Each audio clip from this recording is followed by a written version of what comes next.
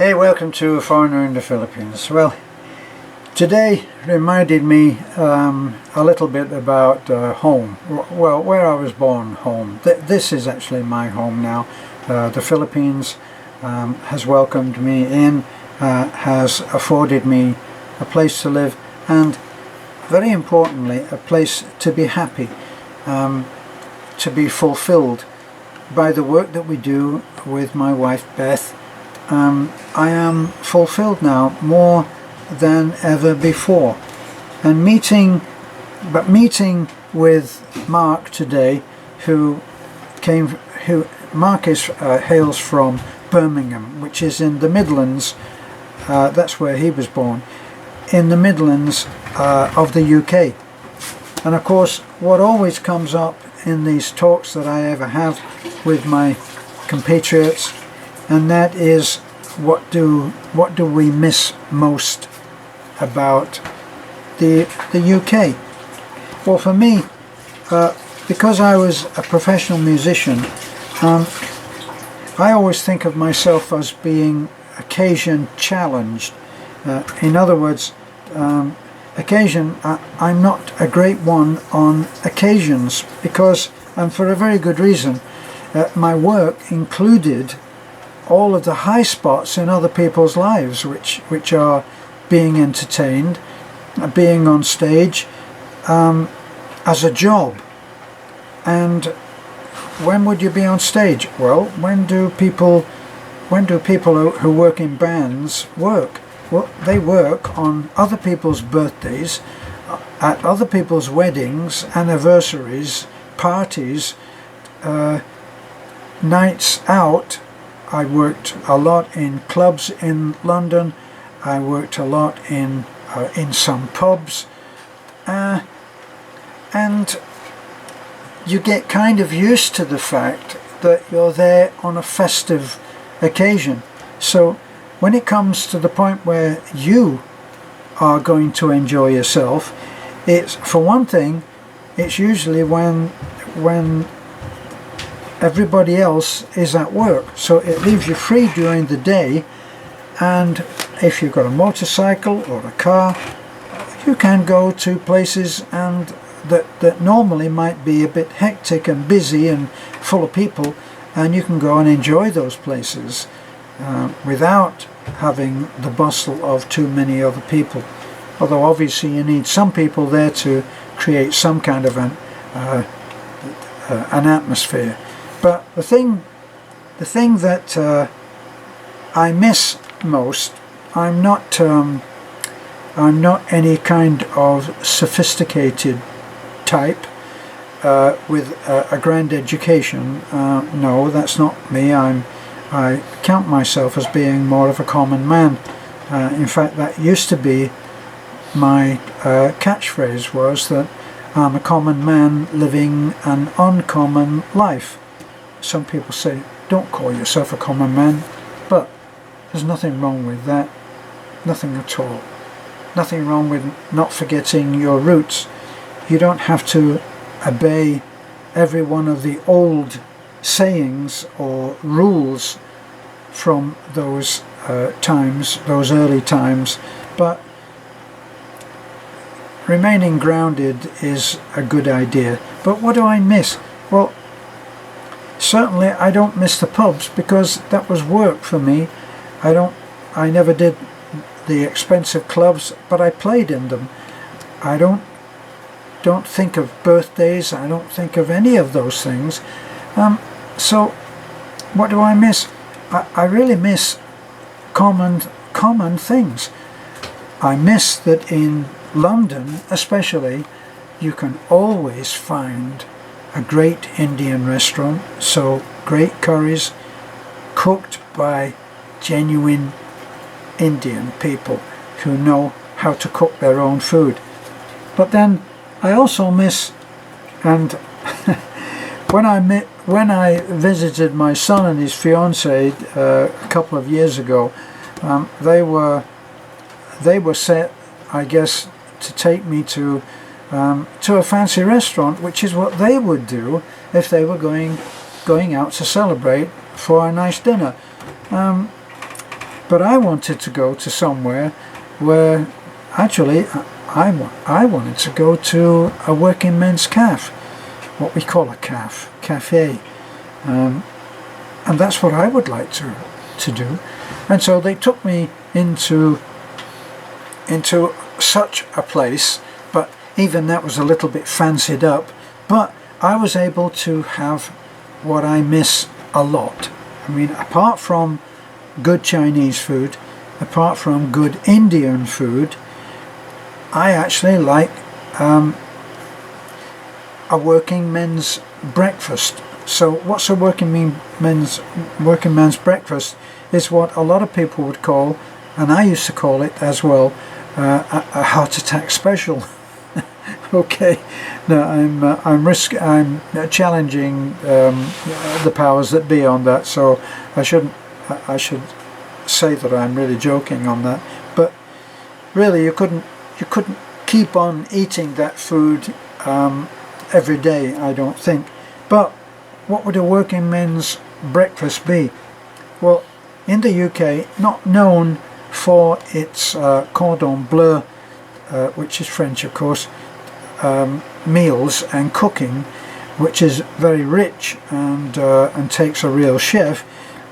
These are good kitchen cooks that doing food that they would do at home. And what would we have on that plate? Well, certainly we would have eggs. So we'd have eggs, beans, we'd have a slice of fried bread. Now, a slice of fried bread, if anybody does a slice of fried bread and they don't know how to do it, it comes out soggy with fat. But a good cook, good common cook, can make it so that it's actually crisp and really delicious. I love to have black pudding. Black pudding, in America they call it blood pudding, which is not such a nice name. Black pudding was much better, and that's black pudding filled, I think, if I admit the truth, with all the odds and ends that they don't want, including a bit of blood, I guess. But when it's fried up, and we're talking about a fried breakfast, aren't we? That would be really delicious. So I would be looking then at probably 2 slices of toast, for me with whole wheat bread, and of course butter and marmalade, and a mug of tea. Now, whenever I was asked what kind of tea I wanted when I was in America, and they knew that I was British, oh, would you like tea instead of coffee? Well, yes, that would be very nice. And then I would have to sit through a whole menu of the different kinds of tea that American people like to have in their house. So it's never simple. If you go to a British home and they say, would you like tea or coffee, and you say tea, then they go away and they don't tell you anything else. And what comes back is a cup of black tea with milk in it, and oh, do you take sugar? And sugar is on a bowl and you help yourself. And that's how they drink tea. Now, some of the hoi polloi would obviously drink the other stuff, the green tea and all the peppermint and all the different kinds of wonderful scented tea, which is great. If you go into a Chinese restaurant, they offer you tea that is so weak and has big bits of stuff, leaves and even a couple of flowers floating in it, and it doesn't have any milk, and it certainly doesn't have any sugar. And you get a teapot, and you get the little tiny cups which don't have a handle on them, and you drink like this. Try to keep your finger as well in, because it looks very affected. So that's one of the things that I miss. I miss going down to the British kind of seaside, usually Brighton, which is a pebblestone beach, big round pebbles.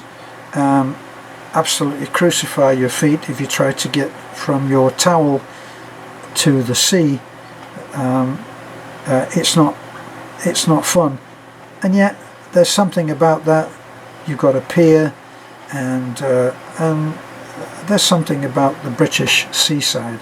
When I came out of the army, I did a 16 or I think 17-week season at Great Yarmouth, and I'm sure there'll be people who are listening and watching this now who will say, I live in Great Yarmouth. It's in the Midlands and on the east coast.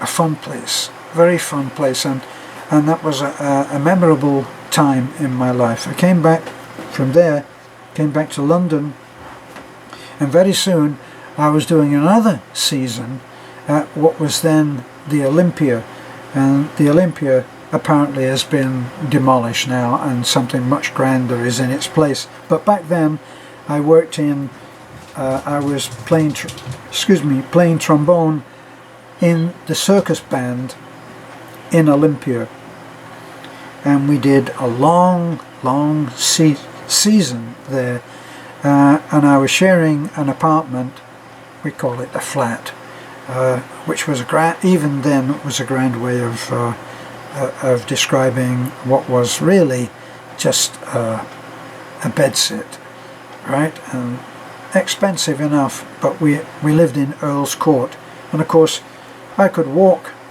to the Olympia from Earl's Court. So those were fond memories. I remember then I came this close to going on tour with the Circus because I loved the clowns. Now since then the clowns seem to have become something of a fearful spectacle, scaring people. Back then nobody was scared of clowns, they loved them, and I just loved all that slapstick humour. It really appealed to me. Came very close, but I'd spent the previous 8 years in the army learning to be what turned out to be quite a good musician, so I actually got a very good job in a nightclub after that, and that's another story. So things I miss most about the UK. Yeah, I don't miss being there, because whether you have heard it or not, the English weather is really something. We used to say, when we were disparaging it, we used to say that it was 9 months winter and 3 months bad weather. And that kind of sums it up. You know, in the morning there you can be freezing, and then there'll be a nice sunny day has developed by the afternoon, but in between you might have had snow and rain. Very unpredictable.